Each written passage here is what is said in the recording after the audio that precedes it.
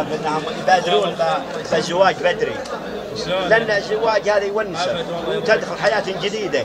انا الهسترت لو بدت بالزوايه هذه وتنهى يمين ويسار وتولي سوريا ومدري هذه لا داعي يعني. انت رجل على ما قال تبي، وبعدين هذا يكمل دينه ما تدري، يمكن الشباب ما يدري صح ولا لا؟ إيه لازم هم تنهج يمين يسار والشور اجلس طمر وانبسط واستانس واضربها من نهار صيص. انا العظيم شو عم تتزوج انت فخ من الوناسه. اي والله هم علي لو بتبزوا دقيقه مرعود وسيجاره ما تطفي يمكن يلقى المخدرات بعد، ولا عندهم يعني ترى تربط الرجل ما يروح. نعم والرجل هذا يمكن يربط الرجل. ونشكر اخواننا المشاهدين واخواننا خلف الشاشات واخواننا خلف ورا الشاشات واخواننا ورا الشاشات واخواننا جنب الشاشات. زنقه زنقه الى الامام ليبيا قمر.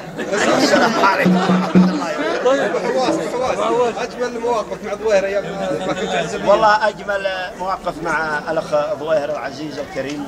هذا مرة طول عمره حصل ازعاج وخوينا كان سهران ويبي ينام وازعجناه وخوينا دايم يطلق النوم.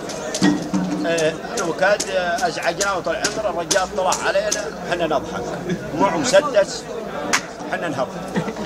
انا هربت هذا هج ما ادري وين هج. انا دخلت وسط الثلاجه ثلاجه كبيره ويدورون ما يدرون وين دوي. الوكاد قال وين الكلب؟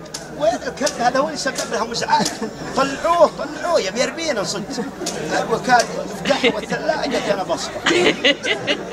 ما رميت ما انت مثلج عاليه ثلج نص ساعه لغايه تموت ثلاجه طايره.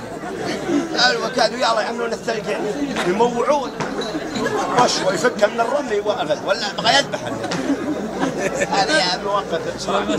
اي والله طريقه ويلا سامري نبي السامري. يلا